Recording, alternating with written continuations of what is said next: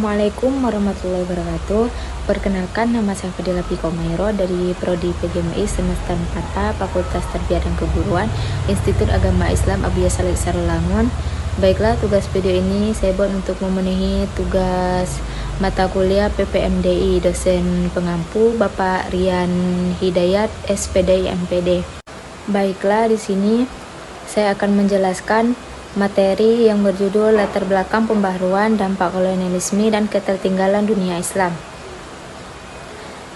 Latar belakang pembaharuan Islam tajdid adalah upaya memperbaiki keadaan umat Islam dengan mengembalikan ajaran Islam kepada Al-Quran dan hadis serta menyesuaikan penerapannya dengan perkembangan zaman.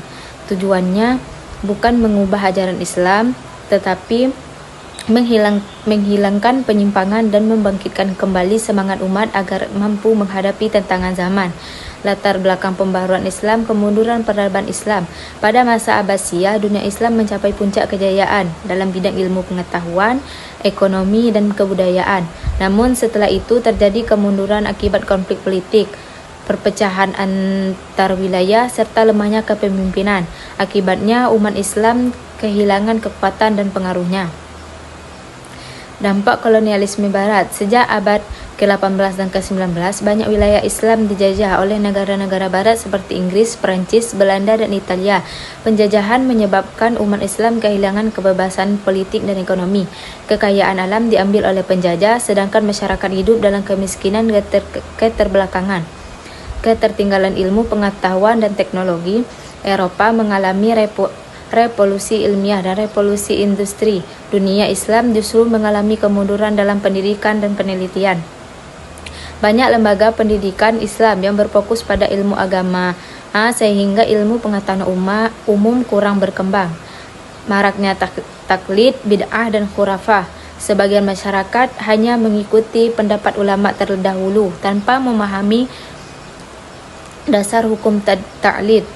Selain itu, muncul berbagai praktik keagamaan yang tidak sesuai dengan ajaran Islam, sehingga para pembaharu mengajak umat kembali kepada Al-Quran dan hadis. Munculnya kesadaran tokoh-tokoh Islam, tokoh-tokoh seperti Jamaluddin Al-Afghani, Muhammad Abduh, Rashid Rida, dan Muhammad Iqbal melihat kondisi umat Islam yang tertinggal. Mereka mengajak umat untuk memperbaiki sistem pendidikan, mengembangkan ilmu pengetahuan, memperbaiki persatuan, dan membebaskan diri dari penjajah.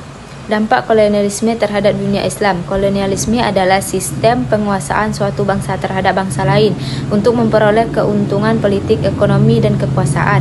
Dampak politik, banyak kerajaan Islam kehilangan kekuasaan.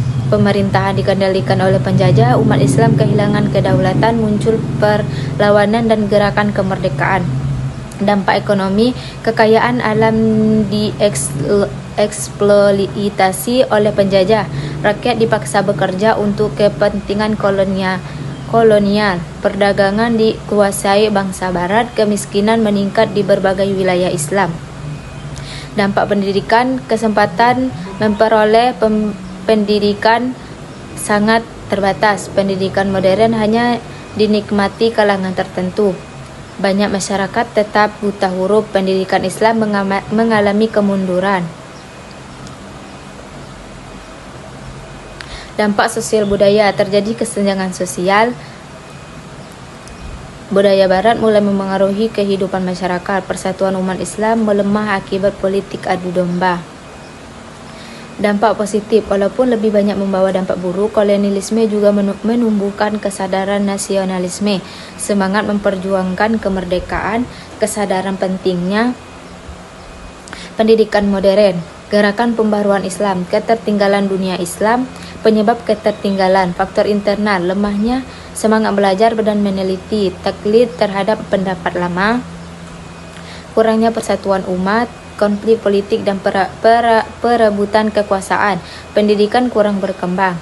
Faktor eksternal, penjajahan oleh bangsa Barat, dominasi ekonomi dan politik di negara-negara Barat, perkembangan teknologi di Barat yang jauh lebih cepat.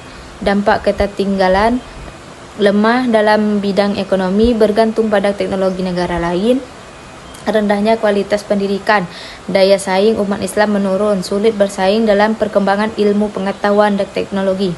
Upaya pembaruan Islam, seberapa upaya yang dilakukan para pembaru antara lain mengembalikan ajaran Islam kepada Al-Quran dan Hadis, memperbaiki sistem pendidikan Islam, mendorong penguasa ilmu, pengetahuan dan teknologi, mengembangkan ijtihad dalam menghadapi persoalan baru, memperkuat persatuan umat Islam, menumbuhkan semangat kemerdekaan dan anti-kolonialisme. Hikmah pembaruan Islam menumbuhkan semangat belajar sepanjang hayat, mendorong umat Islam berpikir kritis dan kreatif, menjadikan pendidikan sebagai sarana kemajuan, memperkuat persatuan umat, menumbuhkan rasa percaya diri bahwa Islam sejalan dengan kemajuan ilmu pengetahuan. Kesimpulan dari materi yang saya bacakan, pembaruan Islam muncul karena umat Islam mengalami kemunduran akibat perpecahan, praktik keagamaan yang menyimpang, ketertinggalan ilmu pengetahuan, dan penjajahan Barat.